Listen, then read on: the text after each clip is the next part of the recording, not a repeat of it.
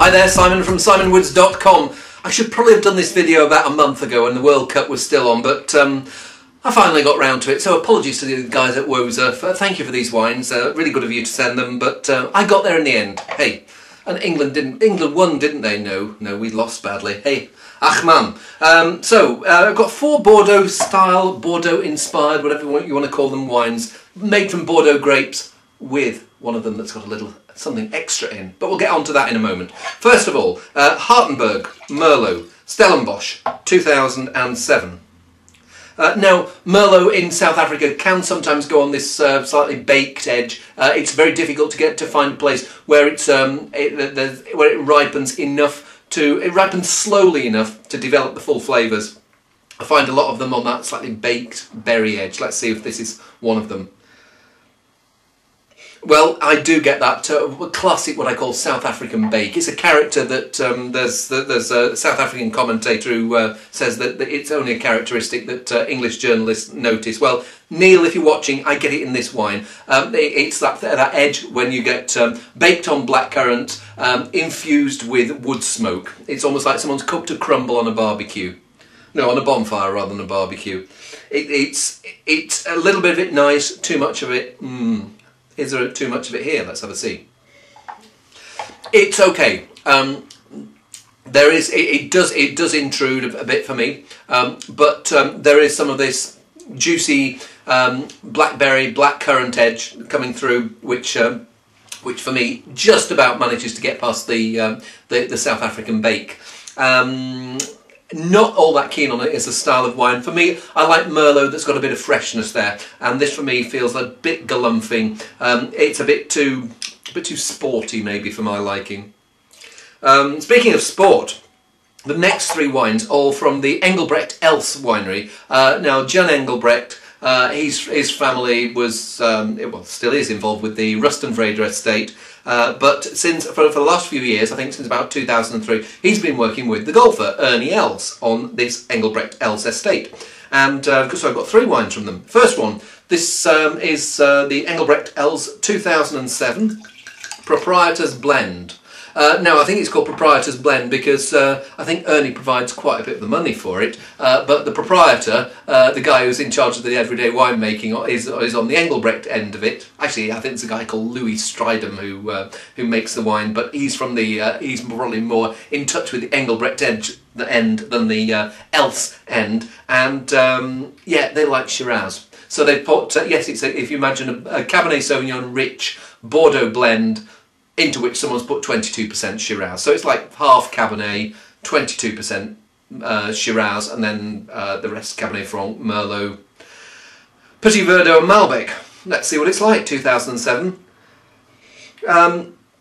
Well, it's I don't get as much of the bake edge as I do on the Hardenberg.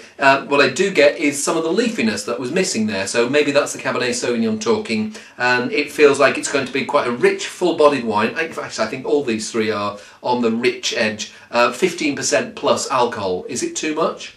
Let's have a see. Well, it does come through. There is a warm-hearted feel to it, and certainly the finish is quite hot. But the fruit flavours aren't over-baked. They are ripe, but there's still just that edge of freshness in there. Blueberry, blackberry, plum, with this charred, tar-like edge in there. Good rather than great. Certainly very intense, and but maybe sacrificing complexity for intensity.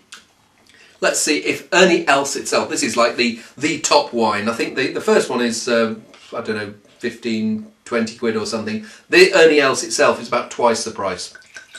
And this is basically a similar blend to the one before, but without the Shiraz. So, what does it say? 59 Cabernet, 25 Merlot, and then the other 3 suspects making up the balance. Well, there's 2 things I notice here.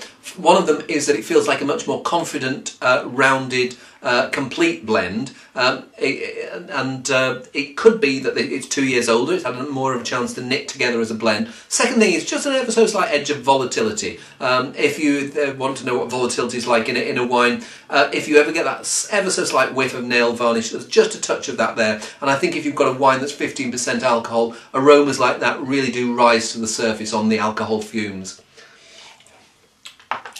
Blackcurrants, tar, blackberries, plump plums. Ooh. It's intense and it's rounded and it's complete. But, well, the difficult thing is, I mean, if you imagine judging a 2005 top Bordeaux red at 5 years old and judging it on how it tastes today rather than looking at its potential for the future, then that's not fair. And coming to this now and trying to judge it as it is today, again, not fair. Having said that, the things I notice the alcohol coming through, I notice that warmth, I notice that heat and that bit of volatility. But the fruit flavours, those plums, those berries, they are there and they are nice. I just have to say it's not a style that I particularly am enamoured of. It lacks that little bit of freshness. It lacks that thing that dances on your palate. It's slightly galumphing.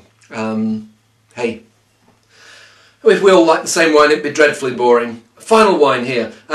It doesn't obviously say the Els name on it, but if you look at the bottom, produced and bottled by Ernie Els Wine, Stellenbosch, Guardian Peak, Lapa Cabernet Sauvignon, not Napa. This is Lapa. So all Cabernet Sauvignon, and again back down to, I think this is maybe the cheapest of the three. Let's and back to 2007 vintage, so it went 07, 05, 07 with the Ernie Els lot. Now this for me, all Cabernet Sauvignon, it smells like this is going to be the freshest of the lot, and I think if you grow Cabernet Sauvignon in somewhere where it's pretty warm, sometimes you don't need things to soften it because you get soft, ripe fruit flavours there in the first place. Other thing I notice, toasty oak. It feels like this is the youngest and raw, most, can you say rawest, most raw of the trio.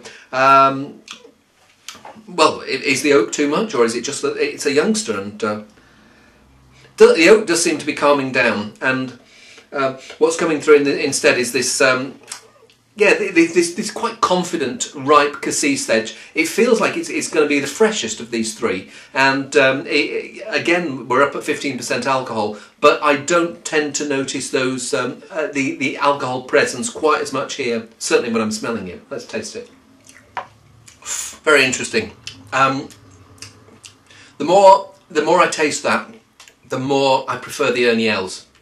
I find that very intense, but I almost find it one-dimensional. It feels like the blend works far better. And what it is about that, it's lovely, fresh, in-your-face aromas to start with, and that oak is working really nicely. But then the more you stay with it, the more its simplicity comes through. When I say simplicity, it's relative simplicity because it's a really nice wine. And I think it carries its alcohol just as well as the Ernie Els. But for me, the Ernie Els has got that extra layer of plush, that extra layer of sheen. I do like that slightly leafy chocolate edge there, but I like the Ernie Els for its completeness, which I suppose you should expect for a wine that's twice the price. It should be the best. But I think both of those two, I'd love to come back to them in a day or so and see what's happened, because I'd be very interested to find out whether that 15% alcohol works with them, works for them or against them. Is it too much, or will it be that the next day they're top heavy and they've wobbled over? I shall report back, but I'm going to quite enjoy it. See you soon.